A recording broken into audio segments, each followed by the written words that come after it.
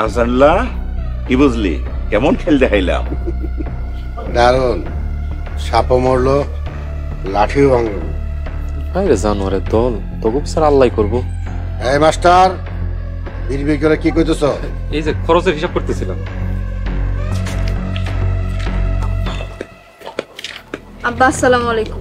ওয়ালাইকুম আসসালাম। বৌমারা, তোমরা কেন আসছো? কিছু কথা কইতে এসেছি। বলো, তোমরা কি বলতে চাও? আব্বা ছোট আমার কথা কথা আম করে মারতে চাই। জ্ঞান তোমাকে মারতেছে। সারাদিন কোনো কাজ কাম করে না, খালি আমগো কামে দোষ ধরে। তখন যদি আমরা কিছু কইতে যাই তাইলি কয় মাইরা মোর বাড়ি থেকে তাড়াই দিম। ভাইজান, কিছু একটা করো, আমার কিন্তু আর সহ্য হইতেছে না। মাস্টার, সিমরুল সাহেব, রাতে বিচার সুরজের মা সহ সুরজ কর্মীরা থাকতে বলবা। জিমরুল সাহেব, তাহলে আমি এখন যাই। আসসালামু আলাইকুম। ওয়ালাইকুম আসসালাম। বৌমা, তোমরাও যাও। আচ্ছা, আসসালামু আলাইকুম। ওয়ালাইকুম আসসালাম। ভাইজান, এই সুযোগে সুরজের মায়ের বাড়ি থেকে বাইর করতে হইব। মাথা গরম করিস না, প্রথম স্টেজে বাড়ির বাইর করণ যাইব না, শাস্তি দিয়া চাপে ফেলাই দইব।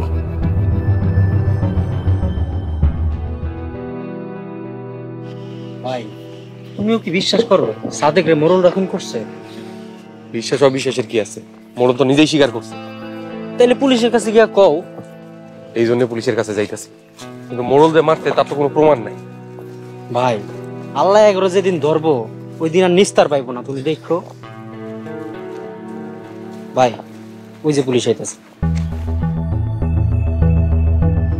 আসসালামু আলাইকুম স্যার। ওয়ালাইকুম আসসালাম। সোহাগ, কি খবর? স্যার, মোড়লকে ভাবগতিতে সুবিধার মনে হইতাছে না। হ্যাঁ, ভাবগতি দেখে মনে হইতাছে এই খুনের সাথে তারা জড়িত। দেখো, সাদ্দাম নিজে মুখে স্বীকার করেছে সাদেককে সে খুন করেছে এবং তার সাথে কেউ জড়িত নাই। তারপরেও স্যার, মোরল করে একটু চোখে চোখে রাখেন। সন্দেহের তালিকায় মোড়ল আছে। আমি যাই, মোড়লের সাথে কথা বলে আসি। স্যার, মোড়লরে যদি একবার রিমান্ডে নিতে পারেন, সব সত্য বাইরে হয়ে আইব। সোহাগ, আমরা চাইলেও যে কাউকে রিমান্ডে নিতে পারি না, আমাদের কিছু নিয়ম কানুন আছে। ঠিক আছে স্যার, আপনি যেটা ভালো মনে করেন। তাই মোড়লরা যে খুনের সাথে জড়িত তাতে কোনো সন্দেহ নেই। ঠিক আছে, আমি দেখি কি করতে পারি। এখন আসি সোহাগ। সালাম আলাইকুম।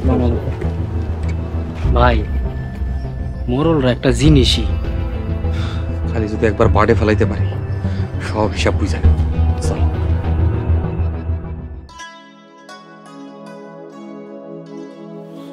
এই মোরল বাড়ির বউগুলা খুব বাড়াবাড়ি করতেছে। তোমার না বলছি, বেশি বাড়াবাড়ি করলে ডিসিশন নিয়ে নিবা। আম্মা, ওরা সবসময় শাসনে রাখবে। কেমনে শাসনে রাখবো? বড় ভাবি সবসময় বেয়াদব বউগুলার পক্ষে কথা। তোমার সাথে ঝগড়া করলে আমারে ডাক দিবা, ডিসিশন আমি নিব।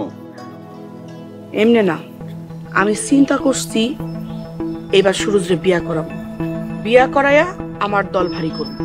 আম্মা, আমি তো তোমারে কইছি, তোমার যারে পছন্দ তুমি নিয়ে আও, আমার কোনো আপত্তি নেই। সুরজের মা, রিমা সুলতানার আশা শেষ, এবার অন্য খানি সুরজের ডিসিশন নিতে হইব। আসসালামু আলাইকুম। ওয়ালাইকুম আসসালাম। মাস্টার, কি বলতে আসছো? বইলা সইলা দাও। বড় মোড়ল সাহেব বিচার ডাকছে, আপনাদের সবাই থাকতে বলছে। বুঝতে পারছি, এই বেয়াদব বড় বউ আর মেজো বউ আমার নামে ভাইজানের কাছে বিচার দিছে।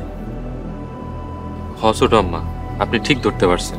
মাস্টার, তুমি যাও, যেটা কি বিচার করে দেখ মনে। ন্যায্য বিচার না করলে আমি সত্যিই ডিসিশন নিয়ে নিব। ছোট মোড়ল সাহেব, অনেক তো হইল, এবার আপনি একটা ডিসিশন নিয়ে আইনেন। আসি, আসসালামু আলাইকুম।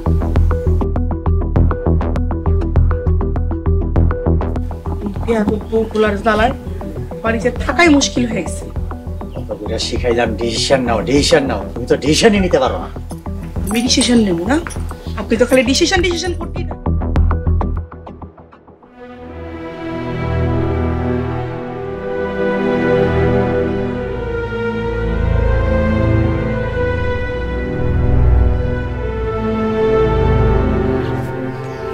আরে সুলতানা, তুমি?